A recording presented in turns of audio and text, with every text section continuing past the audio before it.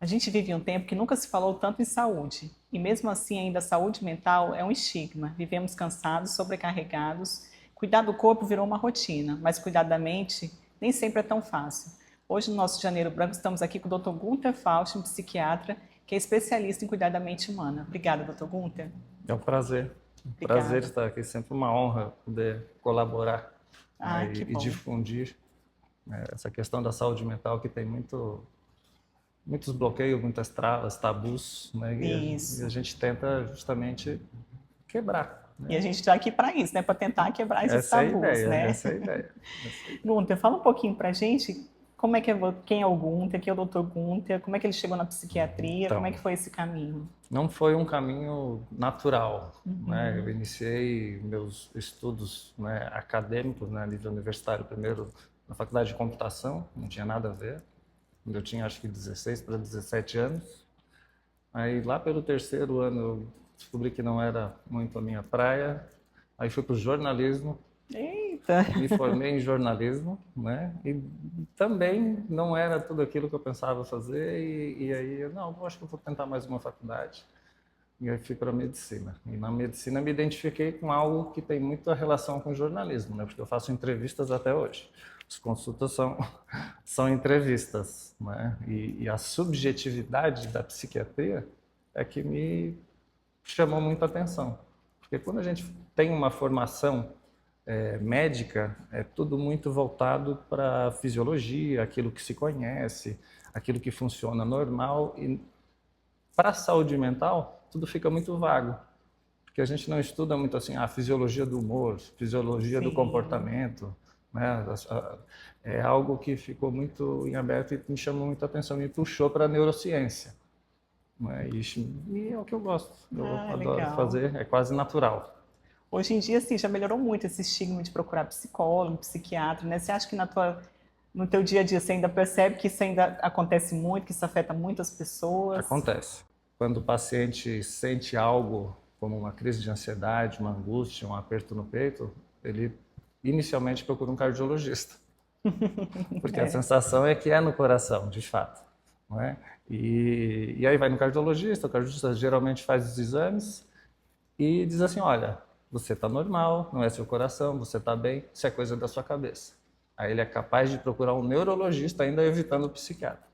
Não é? Mas não está errado também, é bom sim, descartar todas as outras possibilidades diagnósticas até chegar no psiquiatra. Mas hoje, né, com o acesso à internet, as redes sociais, vídeos do YouTube, Instagram, isso está já mudando bastante, melhorando né? bastante, né? Hoje já tem assim, eu acho que é bom você ir no meu psiquiatra. Antigamente as pessoas escondiam, né, que iam no psiquiatra. Sim. Então está ficando menos. As Um, pessoas têm um um alto tabu, assim. preconceito menor, né, porque elas escondem que fazem. Porque Sim. tratar saúde mental parece que é uma fraqueza. E não é, E não é. né? E não É sinal de força mesmo. é. É, E assim, a gente sabe que a tristeza também faz parte da nossa vida, né? É um sentimento normal que vai aparecer. E como é que a gente faz assim para diferenciar uma tristeza de uma depressão? Para saber, nossa, não, realmente agora eu preciso de ajuda, eu certo. preciso. Uhum. A gente tenta justamente não rotular os pacientes. Eu tento, assim, os pacientes geralmente vêm me perguntar, doutor, qual é o meu diagnóstico? Né? O que, que eu tenho? E eles ficam pensando, não é normal eu ter ansiedade, não é normal eu ter tristeza, não é normal eu sentir angústia, eu me frustrar. E assim, é normal, desde que seja coerente e proporcional aos fatos, desde que não te traga um sofrimento que te paralise, que te traga prejuízo na vida. Por isso que a gente chama de transtorno, porque existe o normal da ansiedade, existe o normal da angústia. Né? Se, por exemplo, eu sinto uma angústia muito forte, eu perco o apetite, eu perco a vontade de viver, fico desmotivado. É plausível que eu considere que eu esteja com um quadro depressivo ansioso. Mas e se eu falar, ah, não, mas eu perdi alguém da minha família faz uma semana? Então é coerente. Faz estaria dentro de um processo de luto. Não é? Mas a consideração, a contextualização, né, de quando você está sentindo isso, qual a intensidade desses sintomas, se isso está te trazendo prejuízo e a duração, Isso que vai determinar a necessidade ou não de uma intervenção. Às vezes medicamentosa, às vezes somente psicoterápica comportamental. Legal. E as redes sociais, a gente falou, você falou um pouquinho, né, que hoje em dia já está mais difundida essa questão da saúde mental por causa das redes sociais, mas você acha que isso afeta um pouco a nossa saúde mental, esse ritmo digital que a gente está bem acelerado e tudo mais? Isso existe uma polêmica, né? Um exagero de que a tela em si ela é um problema. A questão é tipo de conteúdo e também a quantidade de exposição à tela, né? Eu sempre falo que a gente adoece muito mais pelo que a gente não faz do que pelo que a gente faz. Por isso que alguns pacientes perguntam: nossa, doutor, como é que aquela pessoa é tão ocupada, ela tem uma vida tão atribulada, mas ao mesmo tempo ela é equilibrada emocionalmente, ela consegue lidar com as situações do dia a dia, tem um núcleo familiar forte, né? Ela consegue dar conta da vida dela e ela é super eficiente. Assim, é justamente isso, é o equilíbrio, né? É a pessoa encontrar, ter uma agenda não só voltada para a produtividade, é uma pessoa que também tem uma agenda voltada para a recuperação. O que é a recuperação, né, mental? É lazer, é socialização, é familiar, é trabalhar a espiritualidade, uma fé, praticar uma fé, entendeu? Fazer atividades físicas regulares, uma alimentação saudável, entendeu? Não é um arroz com feijão bem feito. Sim.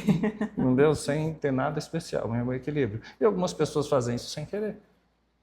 Por quê? Porque tiveram um bom coach familiar. Eu sempre falo que o primeiro coach que a gente tem na vida é a família, familiar, né? Os pais. Na maioria das vezes não é muito bom. E não é culpa dos pais, porque eles também tiveram os problemas de vida deles. Os coaches bons, claro, né? E a nossa geração, né? Essas novas gerações com acesso à internet, elas têm a possibilidade de entender que isso não é só deles, que tem pessoas que estão passando pelo mesmo processo, eles não estão sozinhos, e aí nós agora estamos com a chance de corrigir o que outras gerações não tiveram. Legal. E no seu trabalho, assim, você atende pessoas de diversas formas, né? Pessoas muito diferentes. Mas tem alguma coisa, assim, que toda a consulta você fala para os seus pacientes, assim, que é unânime, que você fala isso serve para todos? Sim. O que seria? Sim. Sim, da dificuldade que nós temos em criar uma rotina, uma agenda saudável. E ser gentil com a gente mesmo, porque não é fácil. Eu mesmo sabendo de tudo isso, tenho que me policiar para não deixar ceder às minhas vontades. Até isso me lembra uma consulta que eu tive com uma paciente, e eu estava me recuperando, eu tinha ficado doente, tal, tinha tomado antibiótico, eu estava bastante cansado, mas eu fui atender. No meu consultório eu tinha uma agenda, tinha pessoas que vinham de outras cidades, aí eu tinha esse compromisso, não, eu vou atender. E ela, como era uma paciente já mais íntima, que já consultava comigo há muitos anos, consulta ainda, ela perguntou: doutor Gunter, o senhor está se sentindo bem? Aí eu não respondi, continuei digitando lá o que eu, né, no prontuário. E aí ela assim: mas doutor Gunter, o senhor está se sentindo bem? Daí eu assim: fica a conversa, né? Aí eu assim para ela: não estou me sentindo bem. Eu estou me sentindo ótimo. Daí ela: como assim ótimo? Né? Por que ótimo e não bem? Assim, porque eu me sinto bem quando eu faço o que eu tenho vontade. E eu me sinto ótimo quando eu faço o que eu planejei. E essa é a diferença entre as escolhas. Não é que você vai deixar de fazer tudo que você tem vontade, mas você vai organizar para que aquilo que precisa de fato ser feito, seja feito. Sim. E depois você faz o que tem vontade. E assim a gente tem mais chance de ter sucesso na vida. E por isso que é tão difícil ter sucesso, porque a gente cede as vontades. Né? Eu sempre falo, por exemplo, sorvete. Sorvete é uma delícia para a maioria da população. Tem pessoas raramente que não gostam. É uma das experiências gustativas, né, melhores que a gente pode ter. Mas só porque é gostoso vai ser a base da minha alimentação? Não pode. Não. Certo? Eu não serei saudável se eu só tomar sorvete. Certo? Então, comportamento é a mesma coisa. Eu não posso fazer só aquilo que me dá prazer. Certo. Eu tenho que desenvolver uma vaidade, que é um ganho secundário, fazendo algo por disciplina que me dá resultados bons e que é um bom processo, entendeu? Para ter uma boa jornada e daí sim ter êxito. Isso é saúde, isso é saúde, fazer essas escolhas. Essas escolhas. E quais os hábitos, assim, do dia a dia que a gente pode introduzir e fazer para melhorar a nossa saúde mental? O equilíbrio, né, das atividades, não exceder nas atividades produtivas, saber que tem hora para começar e hora para terminar, e ter uma agenda que tenha uma previsão também dos momentos de lazer, dos momentos com a família, o momento da atividade física. Tem que ter esses momentos previstos com o mesmo peso, com a mesma hierarquia das atividades produtivas. E não assim, eu vou na academia se der tempo. Eu vou me encontrar com meus amigos se der tempo. Eu tenho que colocar na agenda e respeitar. E esse E é o colocar difícil. limite na atividade profissional produtiva, teoricamente. Porque não tem o que é mais importante. Tudo Entendeu? é importante. O que é importante é que eu consiga ter uma atividade produtiva com sustentabilidade. A vida não é uma corrida de 100 metros, né? Ela é uma maratona. E quando assim a pessoa se sente esgotada, diz que já tentou de tudo, né? Já fez tudo, o que você indica para ela? Eu penso que Certo, então, até agora aqui a gente falou de pessoas saudáveis. Isso. E quando a pessoa já Né? está... Por que é tão difícil eu fazer aquilo que é certo? Né? Eu conseguir entender que não, essa agenda é a agenda certa, então eu vou seguir ela. Porque aí é quando entra a necessidade de uma intervenção. Às vezes as pessoas... Por exemplo, vamos usar um exemplo prático com relação ao hábito alimentar. Por que é tão difícil emagrecer? Se é só não ceder à vontade de comer. É um exemplo. Né? Hoje a gente tem as canetinhas aí, que fazem bastante sucesso. Ótimo, maravilha, porque vão ajudar a prevenir muitas doenças, muitas complicações. E hoje está se descobrindo que tem indicações até para tratamento de depressão, vícios comportamentais, tem várias indicações além da questão do sobrepeso. Mas por que é tão difícil eu comer só o que é necessário? Muitas vezes porque eu tenho já um quadro, um transtorno emocional, uma depressão ou uma ansiedade que sabota as minhas decisões. Então, para aliviar esse sofrimento, eu tenho um remédio, um alívio muito fácil dentro da minha casa e moralmente aceito, né, que é comer. Comer. Então, é assim, preciso fazer esses diagnósticos, aí é onde entra a intervenção profissional, onde não basta o paciente saber o que é correto, ele precisa de uma orientação profissional até para ter um diagnóstico que muitas vezes ele não percebe, porque ele mascara com alguns comportamentos que aliviam. Sim. E falando desses pacientes assim que já estão, das pessoas que já estão doentes, né?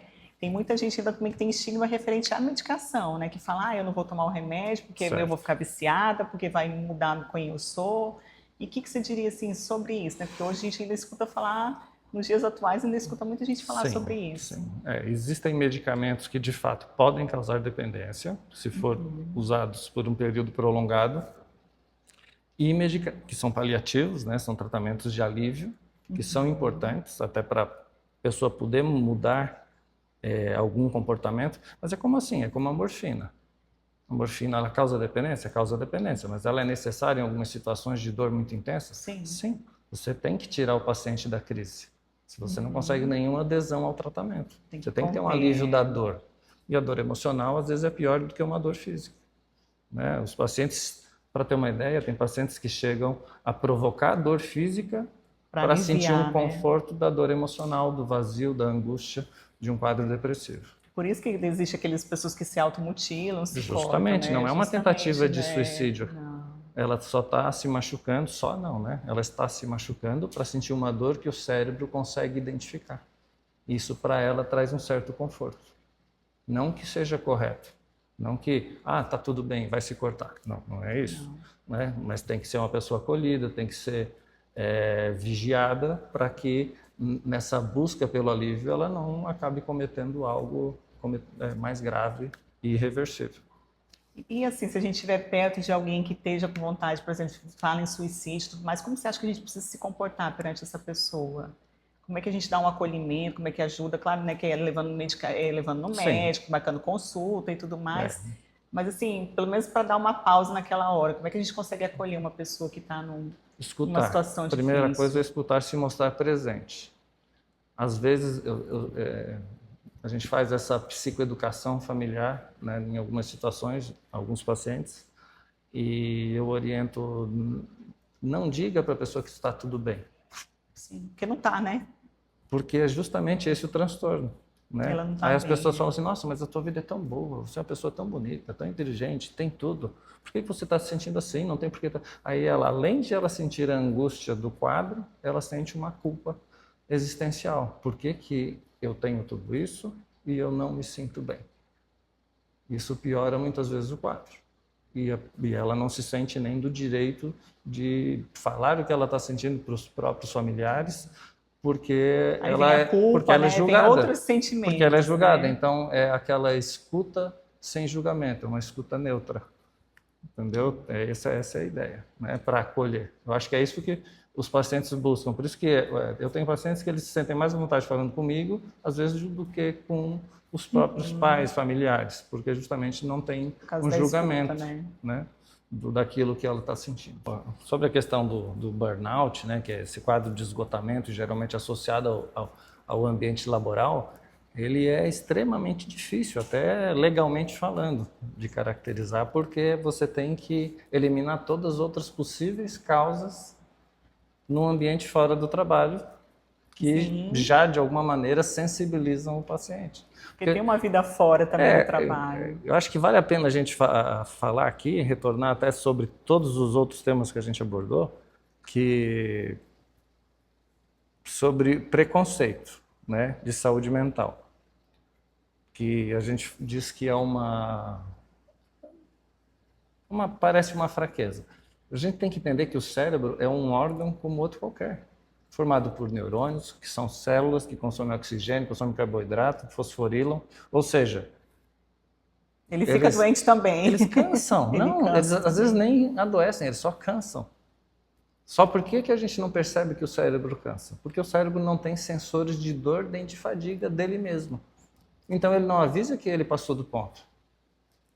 Quando ele já avisa, já é com alguma coisa, né? Já Justamente, é. já é uma manifestação de um mau funcionamento. Ah, mas é de todo o cérebro? Não, não é de todo o cérebro. É principalmente do sistema límbico, que é responsável pela questão das emoções, do estresse, do medo, responsável pela percepção e interpretação, vamos dizer assim, do mundo, onde a gente recebe informação. Por exemplo, quando eu me aproximo de uma fogueira, o que eu sinto? Calor, né? Calor. Até aí eu brinco, né, com os pacientes, quando eu vou explicar que até aí é neurologia. Né? Sensação de calor, via termalgésica, a gente tem receptores na pele, né, de dor e de temperatura. Aonde é que começa a psiquiatria? Esse calor gera conforto ou desconforto? Depende do contexto. Sim, Se eu estiver em Gramado, na vai neve, ser uma qualquer delícia. lugar, o calor me traz conforto. Por quê? Porque tem a ver com o meu bem-estar biológico. E bem-estar não é bem sentir. Eu tento fazer essa diferenciação, porque as pessoas, eu estou com mal-estar. Você às vezes tem um mal-estar, mas você não está mal. Você só tem vou refazer aqui, tá? Isso aqui. A questão do bem-estar e bem-sentir. Bem-estar é um estado geral, certo? Onde eu me sinto bem e estou bem. E às vezes eu me sinto bem, porém eu não estou bem. Como é a confusão de uso de drogas, que me fazem com que eu me sinta bem, Mas sem sim, estar nossa. de fato bem. Entendeu? Aí eu vou entrar até numa brincadeira que eu faço com os pacientes. Alguns não vão gostar muito, né? Porque eles acham que é um pouco de preconceito com o hábito, com o esporte. Eu uso uma frase que é a seguinte: para que saltar de paraquedas se eu posso não saltar? Né? É verdade. O Bruno não gosta Não muito, gosta disso. né, que eu fale isso. Mas por quê? Porque eu ganho condicionamento físico quando eu salto? Não. Eu Não. preciso de condicionamento físico para saltar? Não. Se tudo der certo, eu vou continuar com o que eu já tenho. E se qualquer coisa der errado, eu vou perder tudo que eu tinha. Tudo por uma sensação. Não que na vida a gente não deve ter experiências positivas, mas para que colocar em risco? É como usar droga. Sabe? Para que experimentar algo que eu não vou repetir no meu dia a dia, na minha rotina? Certo? Eu tenho que sentir prazer com as coisas caretas da vida. Eu tenho que sentir prazer tomando um banho gostoso, um banho quente, tomando um café da manhã gostoso, estando com a família. Mas se eu elevar o limiar emocional a experiências que me colocam em situação de risco, o cérebro vai achar a rotina tediosa. Entendeu? Aí começa a haver uma confusão. Será que eu tenho TDAH? Ah, por quê? Ah, porque nada me interessa. Eu estou desmotivado com a vida. Mas você levou o limiar emocional para um nível que você não consegue repetir com as coisas do cotidiano. Né? Aí a gente entra em seria mais um capítulo aqui para a gente conversar sobre, né, esses pseudo-diagnósticos de transtorno de déficit de atenção. Né? Porque existe o TDAH. Mas nessa quantidade, como é diagnosticado, eu questiono bastante. Porque aí a questão não é uma condição clínica, mas é um mau condicionamento do cérebro. Né? E assim, como é que a gente consegue identificar alguém que esteja assim, meio depressivo? Vai dando alguns sinais, né? As pessoas que não estão bem, assim. Certo. É uma doença silenciosa. Não só porque depressão, nem a como pessoa, outras também, né? nem o paciente que sente entende que aquilo é uma depressão. Ele acha que o mundo não está bom, sabe? E o mundo é neutro. A minha percepção do mundo é que varia, né? Mas a necessidade de identificação, ela vem quando os prejuízos começam a aparecer. Uma pessoa tem, por exemplo, queda de rendimento no dia a dia, isolamento. Aí começa a referir pensamentos negativos, baixa autoestima, choro fácil, labilidade emocional. Né? É difícil identificar a depressão. Por isso também, que é mais fácil a gente divulgar esses sintomas para que as pessoas que sentem não achar que isso é normal e elas buscarem ajuda, do que pedir para outras pessoas tentar identificar. É difícil. Às vezes até para o médico é difícil, quanto mais um justamente, é difícil fazer essa diferença. Né? A sensação que a gente deve ter na vida é, se tem uma coisa ruim acontecendo, eu me sinto mal. Se tem alguma coisa boa, eu me sinto bem. E se não tem nada acontecendo, eu devo me sentir sereno. Sim. Eu deveria me sentir sereno. Eu não tenho que ter uma sensação sempre de estar com uma mochila nas costas subindo no morro. Se você tem essa sensação, alguma coisa está errada. Ou feliz demais o tempo todo, né? O feliz demais não estando bem também. O contrário, mas é muito raro.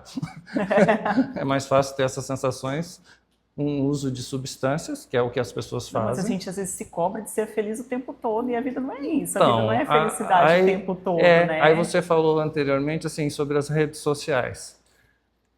Na minha época, né, eu não sou tão novinho, tinha um questionamento sobre a boneca Barbie. Que todas as mulheres tinham que ser loiras, altas e magras como padrão de beleza. Aí se questionou muito isso, que a Barbie não deveria ser assim, que ela deveria, no Brasil, ser tropicalizada, que deveria também ser morena, baixinha, né? Não tão magrinha e tal, porque aquilo não era um modelo, às vezes, que é inatingível para a maioria das mulheres, certo? Mas aquilo era o padrão de beleza. Assim como hoje a gente tem um padrão de sucesso de Instagram, que parece que se você for mais ou menos medíocre, ou normal, você não deu certo na vida. E gera um nível de frustração terrível.